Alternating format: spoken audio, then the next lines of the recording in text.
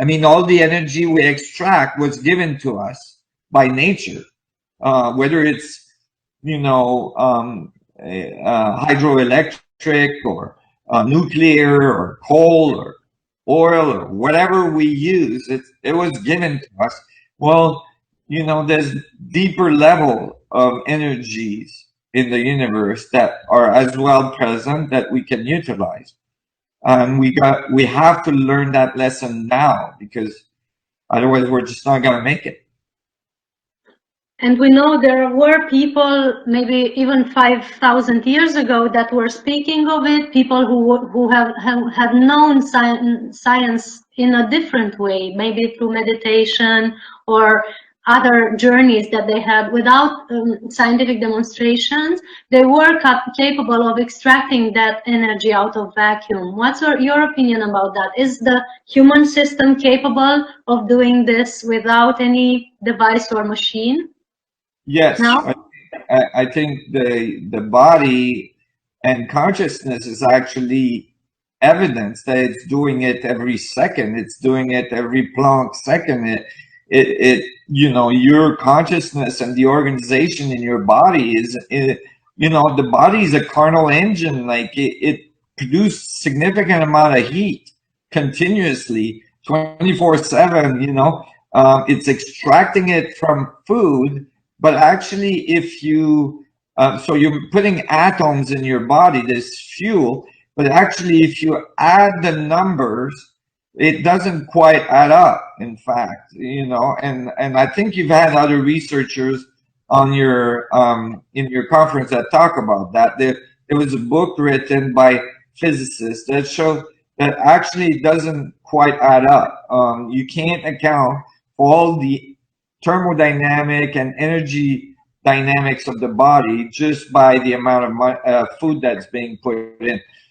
So it actually, and then you have all these, these masters that have talked about being able to levitate, being able to arrest eating, stop eating, in some case even stop drinking.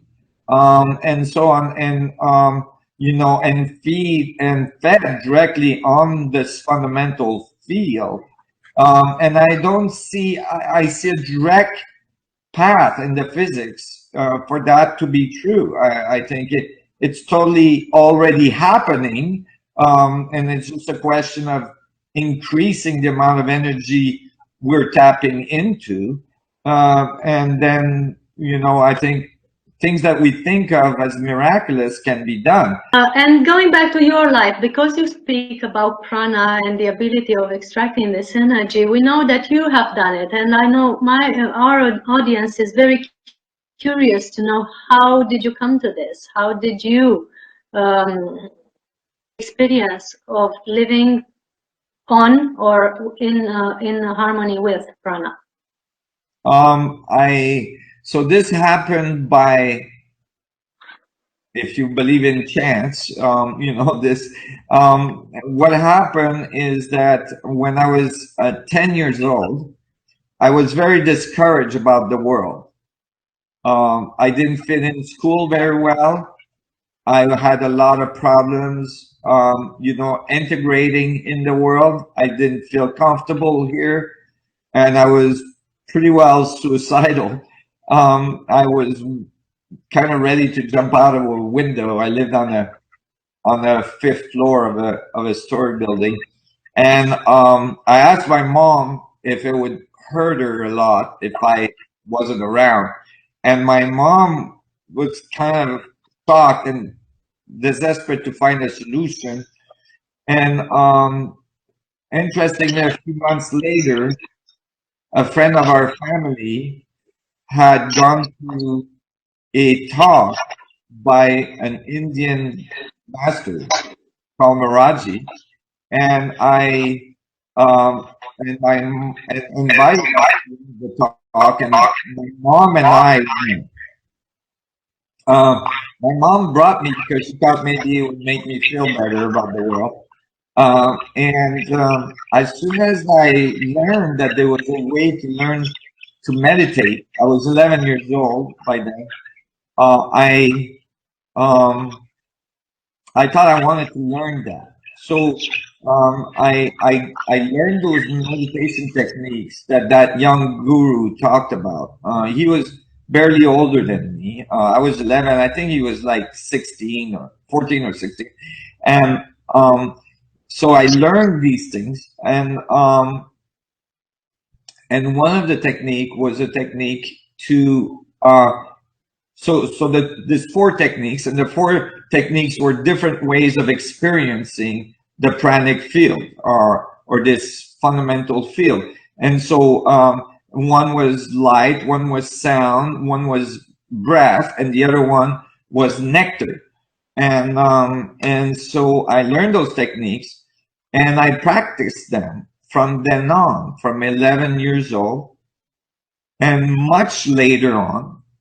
At the end of my ski career, my professional ski and climbing career, when I decided to get into physics full time, and since I had zero financing, I was financing it on my own. I moved into a van so I wouldn't have to pay rent. And, for 5 years, I studied extremely intensely, some 15 to 20 hours a day, continuously. I would only get out of my van to climb. I was a solo climber. I climbed in the morning at sunrise, and I climbed at sunset every afternoon. And then I would come back to my van and continue studying. And I stopped sleeping a lot of the time, but I wasn't running out of energy.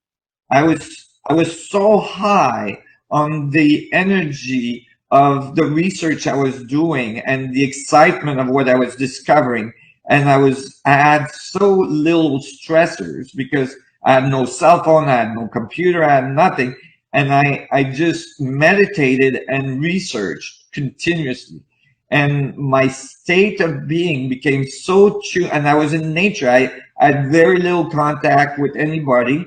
Because I was a solo climber. I didn't have ropes. I didn't have to have a buddy. I didn't, I just did my thing. I became so energetic and so tuned into the field that I could feed on it.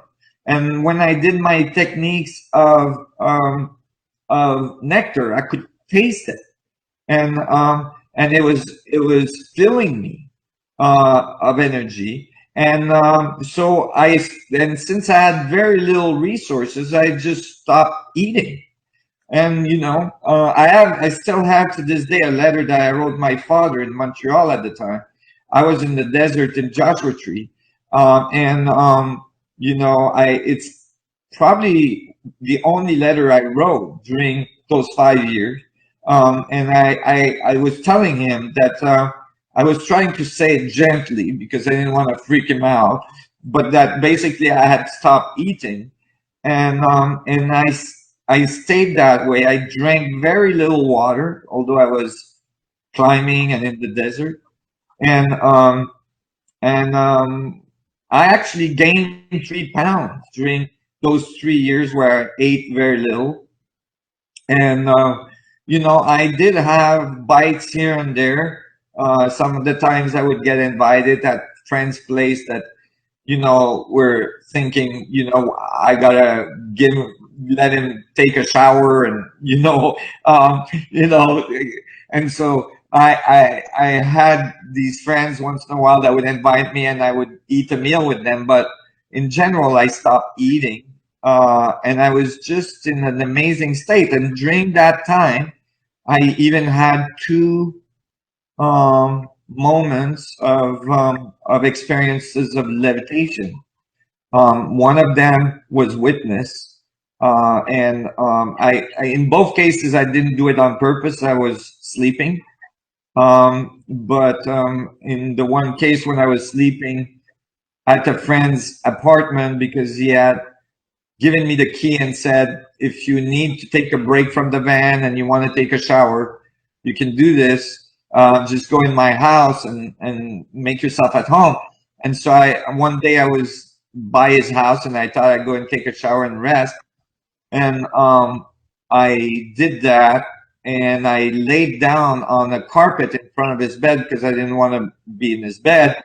And you came home, and he opened the door of his room, and I happened to be a few inches above the carpet, and I dropped to the ground because it startled me. And I wasn't aware that I was off the ground.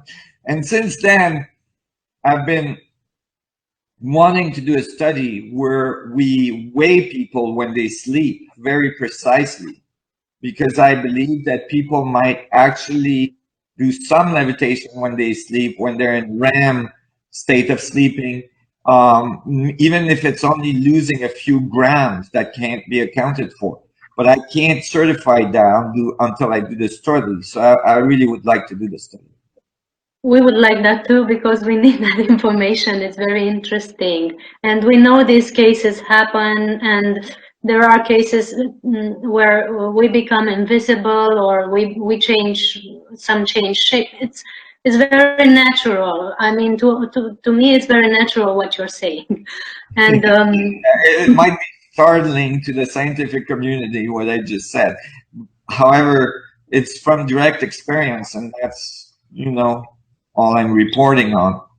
Where there comes a time when science is going to meet these things, and even maybe approach them in a scientific way, so that they become more not popular, but they are part of the day-to-day life of some people, and we are not freaks, we are natural human beings. So I think that everybody does these things at certain levels, at one level or another. Like we were saying, the amount of food we eat doesn't add up to the amount of energy we spend. So, people are already tapped into that field. In fact, the physics I just wrote show that our consciousness is a tap into that field.